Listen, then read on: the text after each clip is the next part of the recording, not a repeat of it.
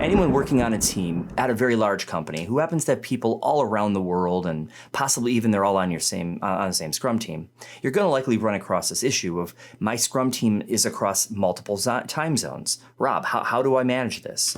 And so I've had to give some ideas, and we've collected a bunch of ideas here that we're going to talk about. Yeah, I'd love to talk about some of the ones that you've come up with, Greg, or seen that could be successful when you got a Scrum team working across multiple time zones, and some of them really, really big gaps in time zones. Sure. Well, I'll start with one that tends to be close to my heart, and I'm not that great at it yet. But asynchronous communication is essential when you're across multiple time zones. While you're sleeping, and I'm not, and I'm inspired, how in the world are you going to get that inspiration back to you? So learning how to communicate asynchronously is going to be essential. Using tools like Slack is great. However, if there's too much noise, I'll have no idea what was communicated. So you got to start building some working agreement type of things around your tooling so that way you know its purpose. Email can be great too, but again, you have to have a sense of how you're going to use that for that to be effective. Asynchronous communication could be an entire video series in and of itself, how to become wickedly good at that. But start upskilling your game with the asynchronous communication. And if you haven't figured that out, hit me up. We'll maybe build a custom workshop around this and be able to get your team onboarded. Yeah, you mentioned working agreements, and that's another recommendation. I mean, make sure you have clear working agreements that you as a team have put together and sort of, created and committed to. Things that you might expect to see on there are communication around working hours, like who works when, what's an unacceptable time to reach out to somebody if they're sleeping or trying to enjoy their weekend or whatever.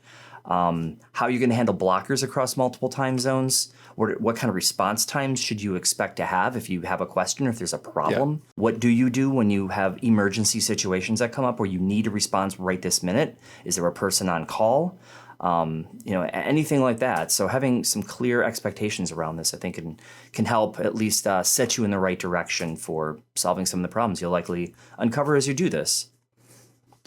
I think it's also fair to say there's going to be a time when I can't make the event. Rob, I had something happen in my time zone and nobody else can do anything about it, and so I can't make the event. I think it's a good idea to record your Scrum events, and partly because you're not going to be guaranteed to have all team members to be able to attend in an environment like that, split between time zones or with multiple time zones. So there are a number of tools that can be really helpful that auto-transcribe plus capture our beautiful faces from a Zoom or Teams environment. Also, even capturing screen share, use the tooling that you have, capture that stuff, stash that recording somewhere to where they easily find it. Maybe use like a Google Workspace or like a Notion database or something of that degree, and stash the content from your recordings so it can be easily retrieved and found. So make it predictable, make it easy for people to get caught up. They can watch the video at 2x and they can be up to speed in no time.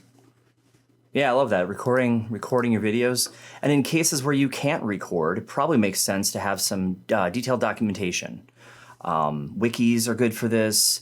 I wouldn't recommend putting important notes into Slack, as those are going to likely get missed. Perhaps put them in your Confluence board if you're using such a thing, or wherever you're storing this, maybe in Trello.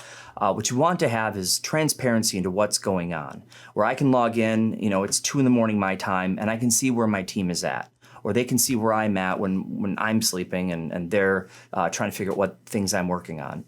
So you need almost more transparency working across multiple time zones than you would, right, just having a conversation, because there's just a lot more assumptions that you're making, and if you can't actually speak to the person about it, you're kind of running without a lot of information while they're sleeping or whatever they're doing, and you're trying to get work done. So better, more clear, transparent documentation, use some tools, find some that work for you, I think a lot of that can help. I have to add to this, and again, these codes really sprawl, but clear documentation with context is important. So just because I documented it somewhere doesn't mean it's clear and easily findable. So if you've got a work item that you're working on in Jira, for instance, or Trello, And if your communication is about that item, don't stick it in an email and send it to somebody. That's the wrong place. Put it on the item. Make that communication as part of the context, so I don't have to go hunting for that information that you said that you recorded somewhere. So Yeah. let the documentation be context relevant as well. I'll just add that. I see that mistake all the time, and also guilty. Sure.